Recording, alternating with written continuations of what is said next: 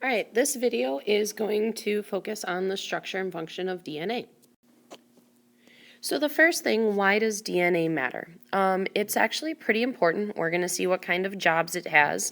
I'm going to post this video link here about one wrong letter just under the link for this video cast. So make sure to check that out because it's really important. One little mistake in your DNA can mean a lot of different problems. All right, so DNA. It has quite a few different jobs. First of all, we all learned the definition that it stores information. And the information it stores is how to make proteins. So on your notes, first very important piece of information right here is not just that it stores information, but it stores the information for making your protein. So here we're coming back to those macromolecules. So DNA makes protein. This is the thing that I want you to really drill into your head right here, is that DNA makes protein.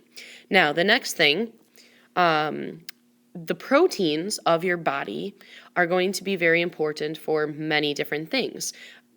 It includes your blood type, your eye color, your height, even different diseases are made by protein. Pretty much everything in your body.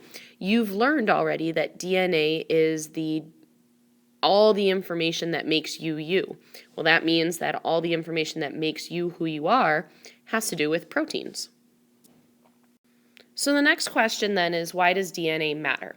Well, it's got all of that information in it, and because of all that information being there, it's very important that the information gets copied. So in your body is this kind of copy machine, because every single cell of your body needs a copy of DNA, and that information has to get passed on. It gets passed on from parents to kids. Now, when we pass information from parents to kids, that's going to be in the process of meiosis. We're going to learn about the process of meiosis as the process that makes sex cells, or makes our gametes. So this is where sperm and eggs are made. And so we want to pass on the genetic information from parent to child. Now, you also have to pass on the genetic information to new cells. You're not the same size as you were when you were first born, and also your cells are constantly dying. So we need mitosis, which is for growth and for cells to be replaced. This is where you're going to make new cells all over your body. As cells die, we have to replace them. So here's another short video clip for you to check out. It's just another video explaining the overall structure of DNA. So if you don't understand what I'm saying in this video, try and check out this one instead. So the first thing we need to know is that the building block of DNA are nucleotides, okay? Nucleic acids is just another word for DNA and RNA. And what makes those up are these littler pieces right here. These are called nucleotides. And a nucleotide is made up of 3 parts. The first part is a phosphate acid. The second part is a nitrogen base, and there's actually 4 different kinds of nitrogen bases. There's adenine, there's guanine, there's cytosine, and there's thymine. These 4 are in DNA. And then finally, the third piece of a nucleotide is the sugar. All right, so the structure of DNA, what do we have? We have smaller pieces called nucleotides that make it up. And like I just said on the previous slide, we've got part number 1, which is the nitrogen base, made of 4 different kinds. We've got part number 2, which is the phosphate sugar, or the phosphate acid, sorry. And we've got part number 3, which is the sugar. And the sugar is important because it has 5 carbons, and so it has lots of bonding abilities. So our 4 nitrogen bases, adenine, guanine, cytosine, and thymine, because of their structure, they can only bond a certain way. So A and T can bond together, and G and C can bond with each other. So I'll point out how this works on the next slide. So here's our different pieces. We have on the outsides of the DNA structure, basically if I lay DNA out flat, kind of looks like a ladder like I'm drawing right here, and this outside rungs of the ladder, which would be this right here and this right here, those are going to be made of your acid and your sugar, and they alternate. So you can see here that we've got acid and then sugar, and then acid and then sugar, okay? So it alternates on the side just like this. And something you should notice is that the middle pieces here are always attached to the sugar. So that's why I changed colors here so that you could see that. So our bases are always attached to the sugar. The acid sits out here on this side. And then we have the nitrogen bases in the middle. You can see that we've got guanine attached to cytosine. And then up here we have cytosine attached to guanine. And then here we have an adenine attached to a thymine. And then we have a thymine attached to an adenine. So A with T, G with C, always the way that it goes. All right, so now in your body, DNA is not laid out flat as a ladder like this. It is actually twisted in what is called a double helix, okay? So it's this twisted ladder structure here. And the two sides of it, which are these rungs right here, actually run in opposite directions. They call this anti-parallel. So one strand runs upwards, and the other strand, it's kind of like upside down, running downwards, okay? The two strands are held together, these middle pieces here with your A, T, G, and C, they're held together by very weak bonds. It's important that those bonds are weak so that we can do replication, because when that DNA is laid out, it's that ladder, but then what happens is the one side opens and the other side opens, and you've got your A, your T's, your G's, your C's on one side, and they're matching pairs over here. Well, they're open up and they pretty much form a template or a guide in order to bring in new nucleotides here so that we'd have a strand, and then new over here. So we'd have one strand here and one strand here. We started with our original, but our new strands are the same. And I'm going to talk about that in more detail as well. So you're going to have to memorize that A always pairs with T, G with C. You don't need to know that some are single ringed and some are double ringed, or that the single and the double ones pair together. This is just the reason why they pair together in a certain way. It's just that it's like puzzle pieces fitting together. They can only fit in a certain way, and so only A with T and G with C. So here's another close-up image for you.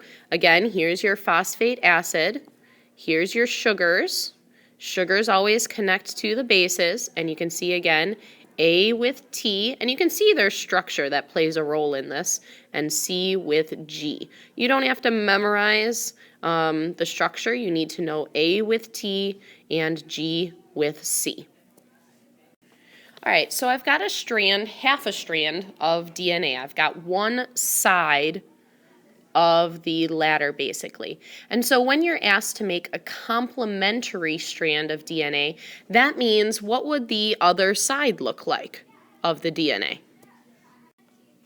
So basically what it means is that you're given one side or one rung, what would the other side look like? So based on what we know, A matches with T, T matches with C, C with G. So this one, the other side of the ladder would be TAG.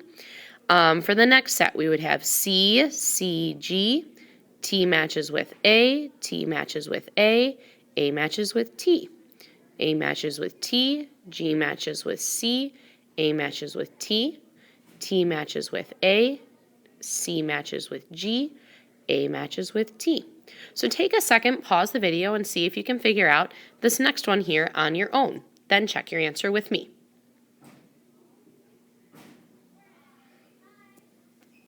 So your answer should be like mine here. You'll find out later that there's a reason that I'm separating them into sets of 3, but we'll go over that at a later time. So the first thing I want you to think to yourself is, why would we need to replicate our DNA? Well, there's a couple of reasons. First of all, you need new cells. You're not the same size as you were when you were younger, and in addition, cells are going to die. And so you need to make new cells when those cells die. And those new cells are going to need to have the instructions to make all of your proteins. So here's an overview of what happens when DNA makes a copy of itself. The first thing is that the DNA strands are pulled apart. So if we lay out that DNA in a flat, straight ladder, the first thing that happens is that the strands pull apart right here at those weak hydrogen bonds. Then the basic base pairing rules are followed. A matches with T, G matches with C. So if I have an A over here on this side, a nucleotide is going to come in right here that matches with that A. So a T along with a sugar and an acid. And so that makes sure that each new molecule made is identical. So on the next slide, we're going to take a look at an image of what this looks like. So DNA replication is what we call semi-conservative. So we have an original strand that serves as our template or our guide, and that strand right here is in blue. And so the DNA strand opens up, and we have nucleotides coming in, which are right here on the image. Those nucleotides come in and they match according to the same base pairing rules. So the strand that's in orange, which I'm outlining in red right here, is basically your new half of your DNA. And so here's your new piece, and then the same thing is happening over on the other side. So it's semi-conservative, meaning that one side is your template, and that is your original DNA strand, and then the other side is the new DNA strand. But because of the base pairing rules, you still end up with an exact copy. And having an exact copy is really important because remember that the DNA here is what gives the code or the instructions for making proteins. And proteins basically do everything in your body. So here's another visual for you. Here's our original DNA strand right here. It opens up. So here's the original in blue that I'm kind of outlining here.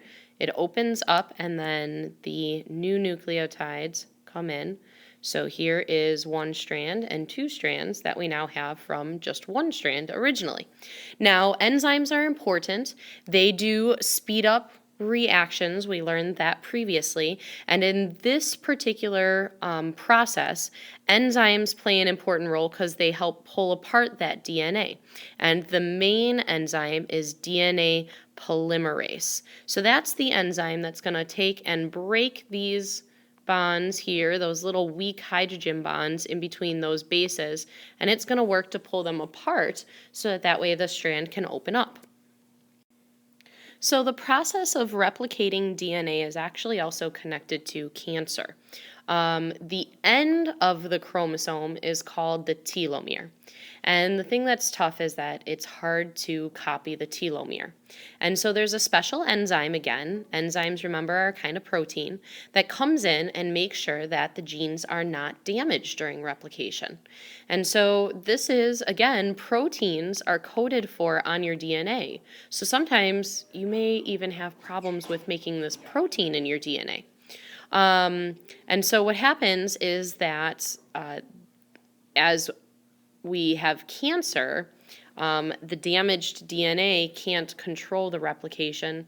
And so basically that's kind of a simple answer of what cancer is. Cancer is out of control replication. Again, that's a very simplified breakdown of it. There is a lot more that goes into cancer than that.